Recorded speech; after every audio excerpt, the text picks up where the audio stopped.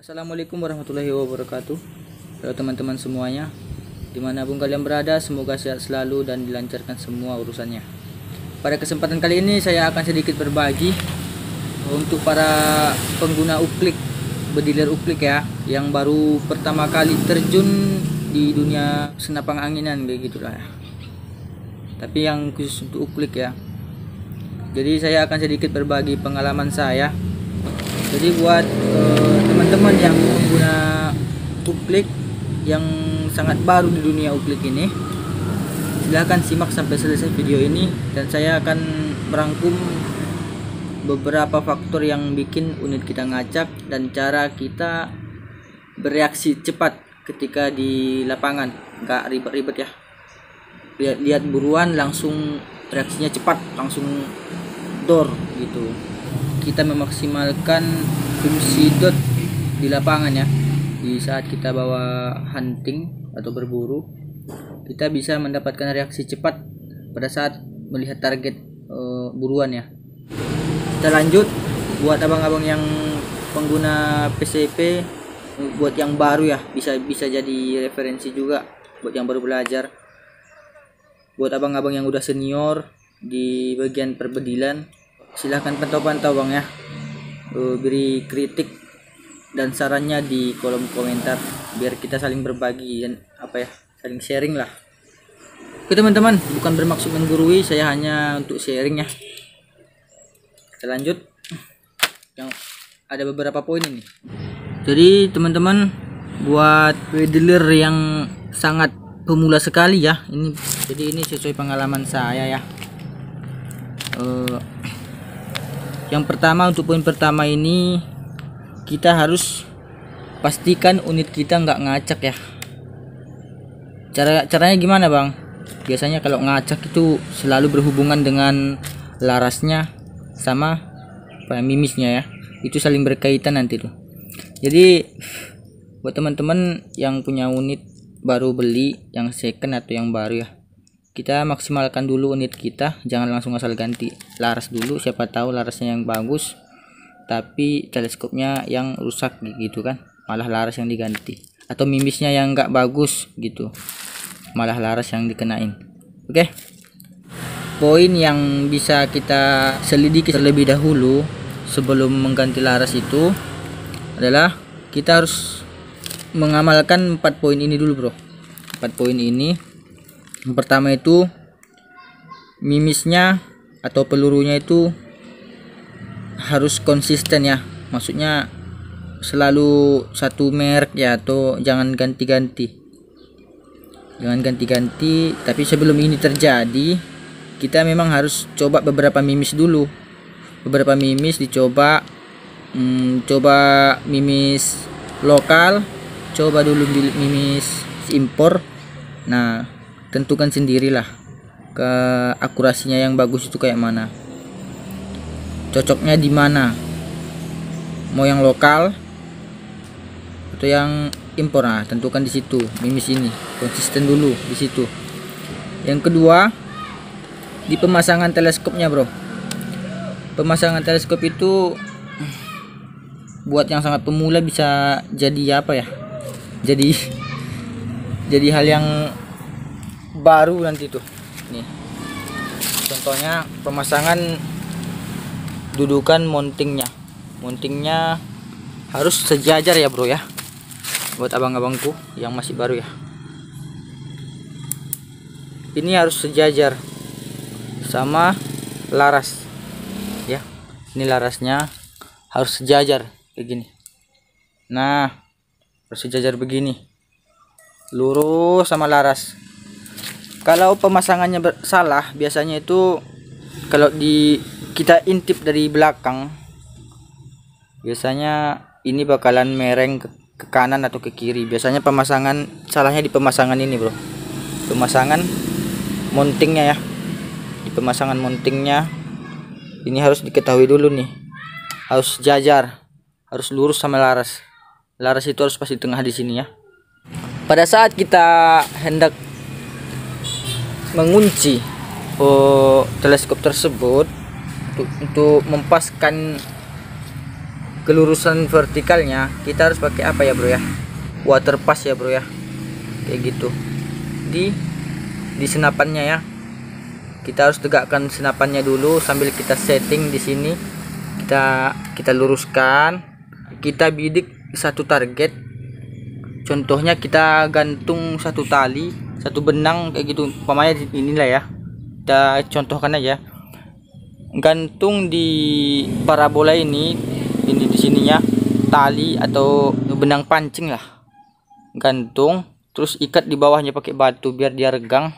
Nah kita bidik itu, kita harus luruskan vertikalnya ya, harus lurus, betul-betul lurus. Di situ vertikalnya lurus. Nah di sini water passnya juga harus di tengah, seperti ini ya bro ya, pasnya harus begini. Nah harus pas di tengah. Jadi untuk pemasangan water pass ini jangan ditaruh di sini, kita harus tegapkan ini untuk apa ya, untuk unitnya ya, untuk ketegakan unitnya. Jadi untuk menyetel kelurusan teleskop, ketegakan teleskopnya ini tegak atau merengnya dia apanya nanti, vertikalnya ini yang nyetel itu bagian sana, yang di apa tadi, yang saya bilang tadi tali digantung di sini. Nah kita targetnya itu kita harus luruskan dari atas sampai bawah gitu, agar lurus vertikal teleskopnya. Oke, itu yang mengukur nanti, bukan water passnya ditaruh di sini ya. Ini bisa saja baling ini ya, apalagi ditaruh di sini, ini bisa mereng, nggak jadi patokan di sini ya.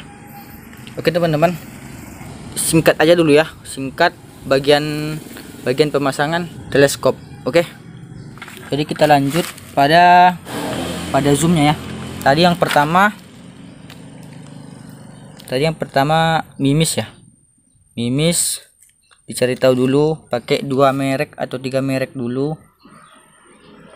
Jangan lupa dipakai yang impor juga ya, biar tahu kualitas impor itu kayak mana. Lalu pemasangan teleskop udah seperti yang saya bilang tadi, diulang aja biar jelas ya. Kalau mau mengukur meluruskan ketegakan dari retikel, luruskan yang vertikal itu ke apa tadi yang aku bilang itu, tali yang digantung di sana tadi. Itu contoh aja ya, itu nggak ada tali, saya contohkan aja digantung tali di situ. Oke, itu jadi kalau untuk menegakkan unitnya kita pakai water pass ya, water pass di situ. Jadi untuk pemasangan mimis, pemasangan teleskop udahlah ya, sebagai referensi aja buat teman-teman ini, biar nggak banyak ngabisin duit ya. Yang ketiga, konsisten di satu zoom. Konsisten di satu zoom maksudnya di situ bro, contohnya kalian punya teleskop ya, zoomnya 3 sampai 9 kali. Saya sarankan untuk menggunakan zoom yang paling tinggi aja, zoom yang paling tinggi di teleskop kalian. Jangan pakai yang tanggung-tanggung, karena saat kita hunting kita ketemu jarak yang jauh terus putar teleskop ini resikonya banyak. Di antara kita ya yang beli teleskop itu biasanya masih di bawah 1 jutaan lah ya kalau pengguna uklik. Biasanya ini bermasalah ini kalau zoomnya diputar. Contohnya kita pakai zoomnya pertama di 3, kita biasa pakai di 4 atau 5 lah, terserah yang mana, satu pokoknya kan. Nah terus udah dapet tuh, biasanya kita udah nembak, udah dapet tuh titik jatuhnya mimis di mana aja. Jadi tiba-tiba kita hunting, rasanya kurang besar kayak gitu targetnya gitu kan, diputar nih, dinaikin sampai 9 tiba-tiba kan. Terus itu perkenanya biasanya melenceng bro, rata-rata kalau teleskop di bawah 1 jutaan itu biasanya itu bakalan bergeser titik jatuh mimisnya itu setelannya itu. Jadi saya sarankan untuk menggunakan satu zoom aja ya, terserah teman-teman, tapi kalau saya sarankan sih zoom paling tinggi aja. Oke, konsisten di satu zoom. Lalu yang keempat, pemasangan peredam ya, pemasangan peredam. Jadi di sini tadi saya pakai teleskopnya merek Discovery ya, zoomnya 4 sampai 16 ya. Sekarang kita masuk ke sini, ke peredam ya. Jadi teman-teman, saya menggunakan peredam merek Sharp ya. Ini ya teman-teman, ini contohnya. Jadi nggak peduli ya, nggak perlu ya untuk apanya ya, mau merek apa kayak itu. Yang penting peredamnya ini jangan sampai mereng bro. Caranya biar kita tahu mereng atau enggaknya, kita harus siapkan satu buah senter ya. Senter seperti ini, mancis bekas ini kan yang masih hidup, senternya kita ambil. Ini kan bisa hidup nih. Nah lalu kita masukin ke lubang loading, ya. Kita buka dulu ini bro, dibikin begini bro. Nah lalu dimasukin ke lubang loadingnya seperti ini. Nah seperti itu ya, ini dalam posisi hidup ya lampunya. Lalu kita intip dari depan bro, kita intip dari depan tuh. Kita masukin dulu peredamnya ya, peredam kalian masing-masing lah ya, masukin ya seperti ini. Lalu intip dah dari sini ya, dia lurus enggak kelarasnya, itu larasnya lurus enggak, center enggak ke sini. Kalau dia mereng bakalan kelihatan bro, kalau dia mereng tuh bakalan begini. Ini kan posisinya lurus nih. Bentar ya, contohnya ini lurus, ini lurus nih contohnya nih. Nah kalau dia mereng dia bakalan kelihatan kayak gini nih. Nah ini nih yang kalau nge-shot itu pas drawing itu mimis itu membentur ke sini, ke dinding apanya, peredamnya, atau hampir kena aja pun terlalu tipis ke sini mimisnya keluar, itu bisa membuat akurasi kita ngacak bro ya, ngacak koknya itu biasanya tuh. Nah jadi solusinya gini ya, tantan. Seumpama peredam kalian itu mereng atau apa ya bilangnya, atau enggak center dengan larasnya itu kan hidup, lampunya hidup tuh. Nah ini contohnya, ini kan belum aku kunci nih, contoh enggak center, tapi kalian coba tekan sampai sampai kandas ya. Kalau dia merengnya kayak gini, yang kita kikir itu bagian sini. Kalau dia merengnya begini, gini ya, ini lurus. Kalau dia merengnya begini, kita kikir bagian sini. Nah, kalau dia merengnya ke atas, kita kikirnya bagian sini, bagian bawah ya. Nah, kalau masih kurang, kikir terus. Pelan-pelan aja, pelan-pelan, jangan buru-buru. Saya sarankan untuk mengamplas atau mengikir bagian sini ya, bagian peredamnya ya, jangan di bagian sini. Ini jangan di bagian sini, sayang, unitnya lebih mahal daripada peredam. Soalnya banyak juga teman-teman yang bagian ininya yang digosok-gosok, salah-salah sedikit nanti gimana, unitnya lebih mahal daripada peredam. Peredam berapa lah nih, di bawah 100 ribuan ya, 100 ribuan lain, ini 100 ribu punya gini ya. Masih banyak teman-teman yang pakai di bawah 100 ribu, bahkan 30 ribu ya. Jadi kalau saya waktu beli ini nggak ada apa ya, gosok-gosok segala, langsung PNP, langsung masuk soalnya. Tapi saya nggak promosiin ini ya, terserah teman-teman mau pakai merek apa.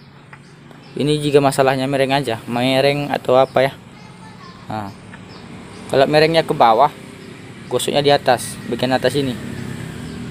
Kalau merengnya ke sini, gosoknya berlawanan bagian belakang ini ya, digosok bagian sini berlawanan, sini sedikit aja. Nah, kalau boleh ditandain pakai spidol kayak gitu kan. Contohnya dipasang nih, contohnya pasang, udah terpasang nih, udah erat nih kan, udah kuat, diintip, oh miringnya ke kiri atau ke kanan. Nah, tandain dah, tandain, oh bagian sini tandain pakai spidol kayak ini, bagian ini kayak yang perlu dikikir, bagian sini tandain aja sini pakai spidol, sini tandain, oke, atau bagian bawah atau bagian atas. Oke, jadi untuk peredam sudah ya, saya kasih teori-teorinya saja, nggak usah praktek-praktek lah ya, mungkin sebagai referensi aja ya teman-teman. Pemasangan peredam jadi itu ya. Saya kelupaan nih satu hal lagi, yaitu pastikan seal grendel harus diperhatikan itu. Kalau seal grendel ini udah blong, rasanya nggak ada terasa kesat gitu, ini kan nahan nih, nahan dulu nih baru tek. Nahan dulu dia di sini, rasa tertahan di sini, berarti sealnya masih bagus, rapat. Oke, seal-sealnya harus diperhatikan, seal tabung di dalam tabung atau seal luar tabung, itu bisa berpengaruh juga untuk akurasi ya. Pemasangan peredam deh udah ya, pemasangan peredam udah, seal unit itu poin-poinnya ya. Untuk menentukan laras ini ada 5 poin ya, 5 poin yang harus diperhatikan dulu sebelum mengganti laras. Untuk menentukan larasnya itu ngacak bagus apa enggak gitu kan. Jadi kita masuk poin kedua ya di tahapan zeroing ini. Oke, jadi di sini ada paralak ya. Kita mau bahas paralaknya di sini dulu ya. Gini Bagas, tentang teori aja ya, nggak bakalan gue praktekkan sekali ya. Oke. Jadi di sini pada teleskop saya, di sini paralaknya itu ada di depan sini. Sebagian ada di sebelah kiri ini ya, sebelah kiri ini. Tapi karena saya di sini adalah lampu ya, lampu reticle, paralaknya ada di depan ini. Jadi buat teman-teman, kalau mau zeroing itu, yang pertama kali yang harus dilakukan itu adalah pastikan dulu targetnya itu di jarak berapa. Nah, di sini pentingnya ring finder ya, ring finder. Atau teman-teman yang nggak punya bisa ukur lah, pakai metode lain, pakai metode meter atau apa gitu kan, diukur atau di jarak 20 meter atau 25 ke parabola ini. Jaraknya 25, contohnya aja ya, jarak 25. Jadi kalian tuh bisa posisikan senapannya begini untuk paralak ya, paralak itu, untuk setelan paralak. Ini khususnya untuk bagi pemula sekali bang abang ya, aku nggak bermaksud untuk menggurui yang senior ini.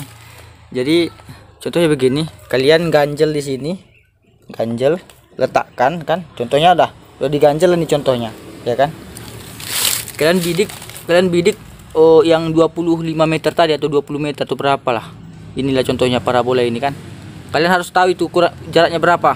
Tulis ya, jangan males untuk nulis. Ditulis, dibidik dah tuh tiang yang sudah kalian tentukan jaraknya, contohnya 25 meter. Nah, kalian bisa intip dari sini. Digeser-geser matanya. Ini jangan ikut bergeser ya. Unitnya jangan ikut bergeser, matanya aja geser-geser. Nah, jadi kalau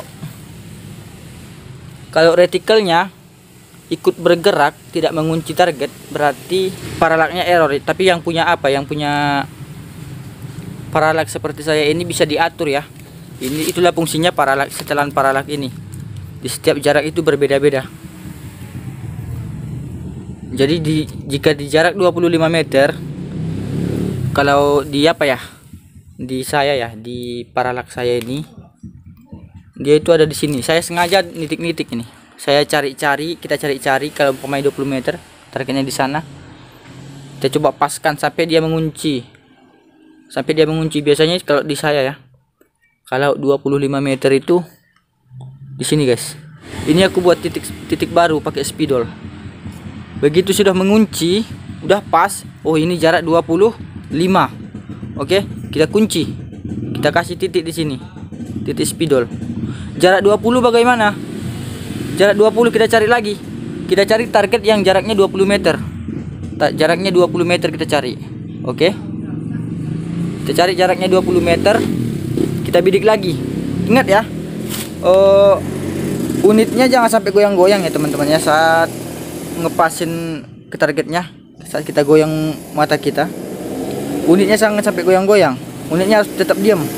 Diganjal begini kayak pantatnya diganjal begini kayak pakai bantal atau apa, pakai kayu biar dia lurus, biar nggak goyang-goyang. Gak usah pegang-pegang kan. Cukup kitanya aja bergerak gini. Mata kita aja bergerak-gerak gini. Nah, untuk melihat retikelnya goyang apa enggaknya. Udah, ini umpamanya 20 meter nih. Kita cari, kita tengok dari sini, kita intip. Oh, 20 meter ini masih goyang. Yang ini, yang tadi masih goyang, yang 25. Berarti nggak cocok. Kita cari kita turunkan lagi. Kita turunkan. Kalau saya dapatnya di sini. Di jarak 20 meter. Ah, sini. Saya tandain pakai spidol. Saya tandain pakai spidol. Nah,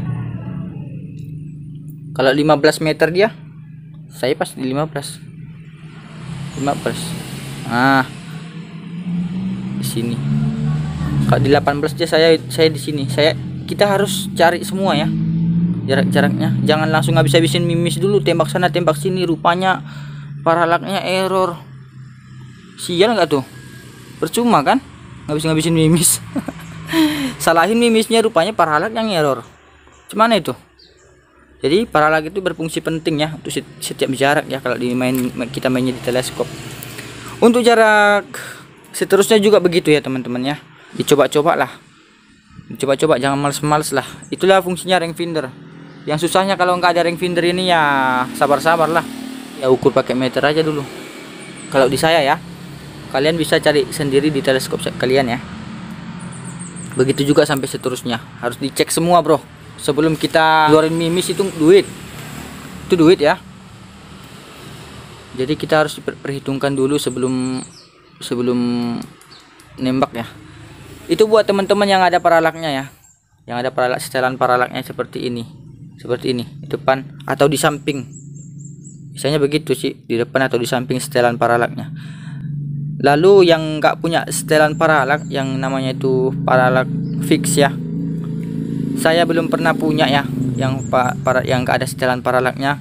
Tapi dari yang saya cari tahu, ini lensa bagian depan ini dibuka. Teman-teman yang paralaknya fix, nggak ada setelan paralak depan atau samping, itu bisa dicoba cari ya. Kalau umpamanya error, kalau bagus ya nggak usah. Oke.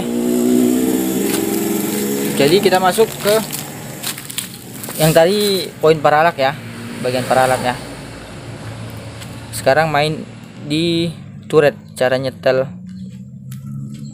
turretnya. Umpamanya lah ini ya, jatuhnya di kanan ya, sini. Kita putarnya, yang kita naik, kita harus geser dulu ke mimisnya ke kiri. Ini kan jatuh mimisnya ke kanan kan. Kita geser ke kiri. Kita geser mimisnya ke kiri. Gitu teorinya ya. Geser mimisnya ke kiri. Cara menggesernya gimana? Geser mimisnya ke kiri. Kita putar, kiri kanan itu ada di samping ya. Kita geser. Ini kiri. Ini kanan ya. Kita geser mimisnya ke kiri. Kalau umpamanya kayak gini tadi, jatuhnya di kanan. Kita geser mimisnya ke kiri. Contohnya berapa dot ini? Pindahkan ke kiri. Ke kiri berarti di sini ya.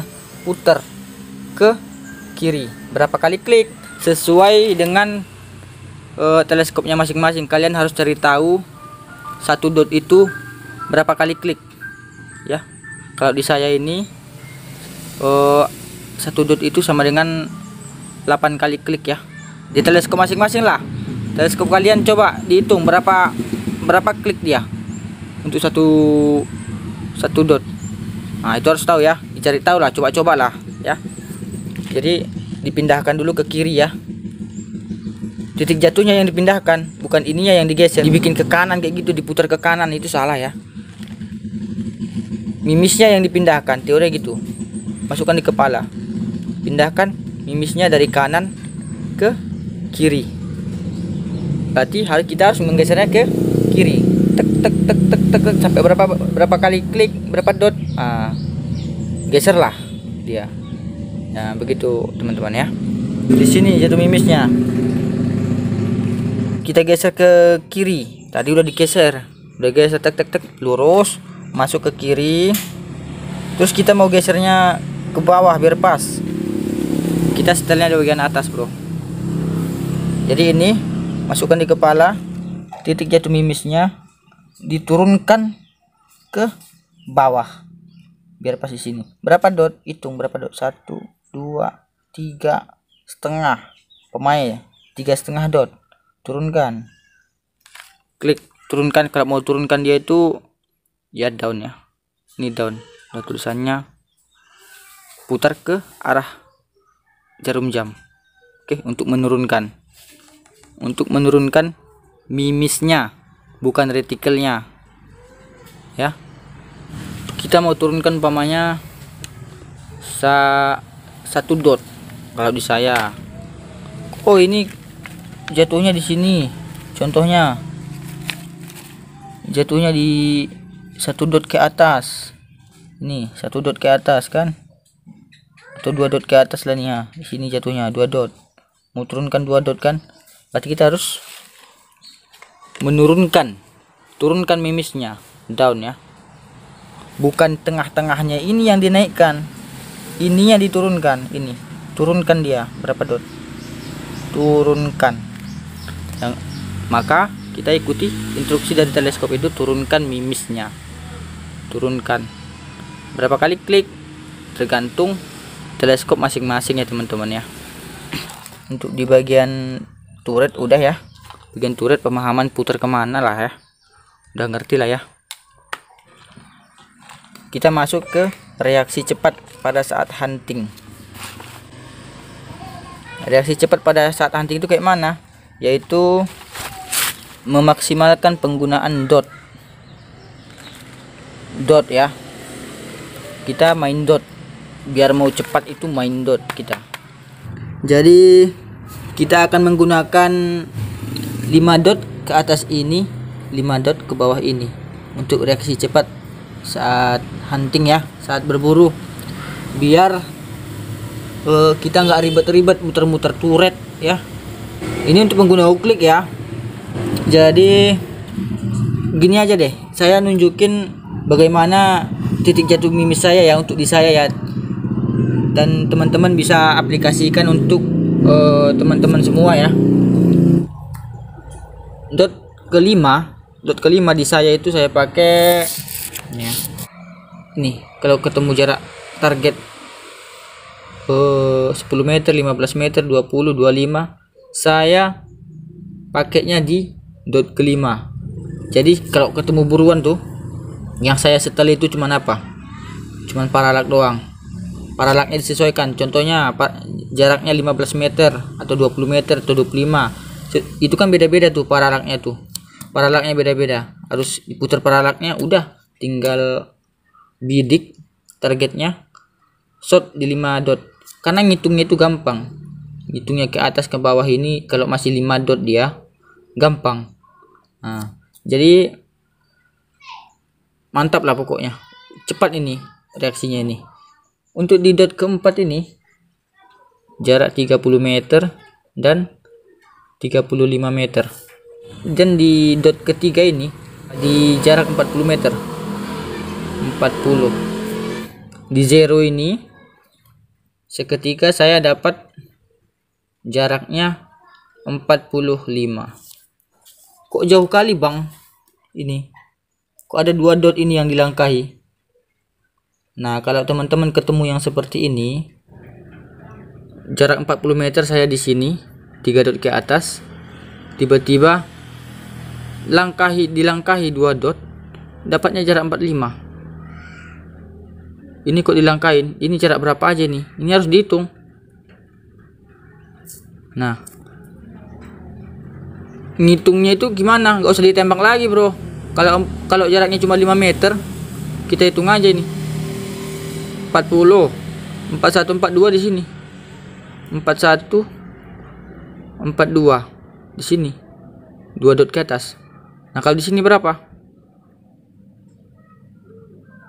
43 44 45 di sini.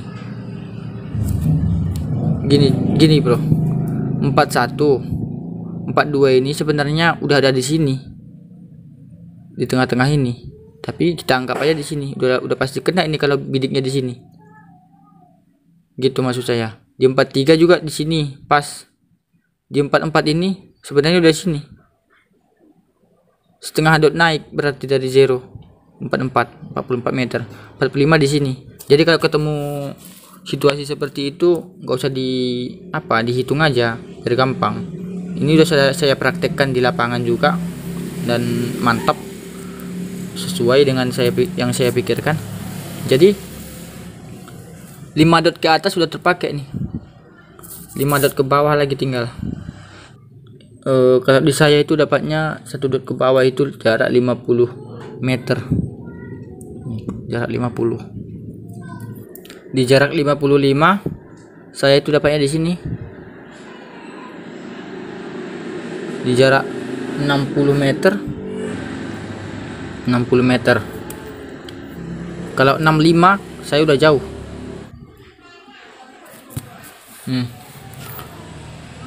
Di 6 dot jarak 65. Kalau di jarak, jadi ini udah jauh kali ya, jaraknya udah jauh kali nih. Jadi kalau mau masuk ke 70, kalau di saya ini kan, oh ya, ini saya pakainya di 6 kali pompa. 6 kali pompa.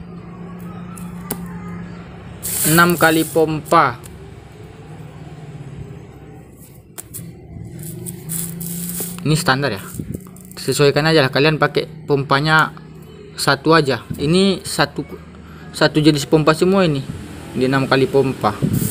Kalau laras apanya ada, tabungnya standar di 6 kali pompa semua ini, 6 kali pompa. Nah kalau mau masuk di jarak 70, kalian naikin pompanya satu lagi jadi 7 kali pompa. Nah kalau di saya dapatnya di 5 dot nih, 7 kali pompa, jarak 70 itu pompanya tuh. Nih ini kita tulis ya guys ya, kita tulis di kertas lalu ditempelin di unit kita sendiri ya. Ini bisa jadi referensi ya. Ini cepat nih reaksinya, nih cepat sekali nih. Kalau nanti sudah terbiasa, kita bakalan hafal sendiri ya. Kita pakainya satu zoom, satu jenis pompa, menetaplah pompanya. Kalau 4 kali sesuaikanlah pada unit masing-masing. Jadi kita pakai 5 dot ke atas, 5 dot ke bawah, biar nggak ribet kita. Jadi sering diantara kita itu yang kehilangan momen ya, asik muter-muter turretnya. Apalagi yang pemula seperti kita ini, yang baru pemula sekali, ini sangat bermanfaat ini sangat cocok ya teman-teman. Oke, jadi buat teman-teman yang udah punya titik jatuh mimisnya sendiri, kalau mau niru ya, kalau mau niru yang seperti saya ini sengaja saya buat sampai 5 ke atas, 5 ke bawah. Karena kalau seringan saya lihat orang sampai ke bawah kali dipakainya, sedangkan di sini masih kosong. Di sini masih kosong. Dia zeronya umpamanya 20. Di sini masih kosong. Dia perginya ke sini jauh kali. Yang ada pompanya yang ditambah. Kalau bisa dipakainya di sini sampai ke 5 dot ke atas, bro. 5 dot ke gampang hitungnya nih, nggak jauh-jauh kali 5 dot ke atas. Kita kalau udah biasa enak nih. Enak makanya nih. Jadi buat teman-teman yang masing-masing udah punya titik jatuh mimisnya sendiri, untuk merubahnya menjadi seperti ini tuh gampang. Kalian tinggal tulis bentuk seperti ini ya. Tulis kayak gini, tulis, kasih tanda-tanda, terus buat dah. Kalian zeronya di mana? Tulis di sini zeronya berapa, kayak gini lah. Sesuaikan, tulis, udah. Terus untuk menaikkan ke atas ini, kalian nggak usah tembak sana tembak sini, tinggal turunkan aja. Ini garisnya aja turunkan, ini garis horizontalnya turunkan aja, begini. Contohnya, kalian awalnya kalian zeronya di sini, zeronya di, bentar ya. Contohnya kalian zeronya pertamanya zeronya di jarak 30 gini ya, tinggal diginiin aja bro. Inilah garis horizontalnya ya. Ini anggap aja nggak ada, ini tinggal turunin aja. Awalnya kalian zeroingnya di jarak 30 ini. Inilah anggap zeroing kalian kan, jarak 30 meter. Kalian turunkan aja gini ya, nggak gampang kan. Tinggal turunkan aja. Maunya zeronya berapa? Kalau mau kayak saya kayak gini, nah zeronya di 45. Jadi kalau mau zeroing gimana? Berangkat berburu, mau zeroing dulu zero aja yang mana dapat aja, yang paling dekat. Ini jarak 20 meter, kalian tembak aja di 5 dot. Bayangkan ini zero kalian ketemunya pohon di 30, tembak di 4 dot. Gitu aja cara zeronya. Pas nggak? Kalau pas udah pas di sini, udah nggak harus di sini gitu loh, nggak harus di sini. Kalau mau nembaknya zeroingnya di jarak 40 sini, kalian tembak 3 dot ke atas. Ini contoh ya, gak usah ribet-ribet. Ya memang ini zeronya, tapi anggap aja lah ini zero kalau kalian mau berangkat hunting, karena kita kan mau reaksi cepat. Oke, jadi begitu dulu ya sharing kali ini. Semoga bermanfaat dan bisa diaplikasikan buat yang mau ya. Nggak maksa, ini namanya juga berbagi ya kan, biar ini sih mempermudah saya belajar dari pengalaman saya sendiri ya. Saya nggak ada yang ngajarin, belajar dari YouTube nih. Jadi karena saya belajar dari YouTube, sebagai tanda terima kasih saya sudah tahu, saya share juga buat teman-teman biar bermanfaat, biar nggak ngabisin mimis berkaleng-kaleng ya. Shot. Jadi ini poin-poinnya tadi, jangan di skip. Kalau di skip auto gagal paham lah ya. Oke bro, kekurangan dan kesalahannya kalau ada yang mau dikritik silahkan di kolom komentar, ada sarannya di kolom komentar bang. Kalau teman-teman merasa cocok dengan yang saya katakan ini silahkan ikuti. Kalau merasa ada yang kurang silahkan ditambahi, silahkan dibuat cara-cara tersendiri, mungkin ini bisa jadi referensi. Jadi segitu dulu ya, semoga bermanfaat. Jangan lupa di subscribe untuk mendapatkan info-info terbaru dan keseruan-keseruan lainnya. Jika ada kesalahan dan salah dalam pengucapan kata, saya minta maaf yang sebesar-besarnya dan mohon ampun kepada Allah Subhanahu wa taala.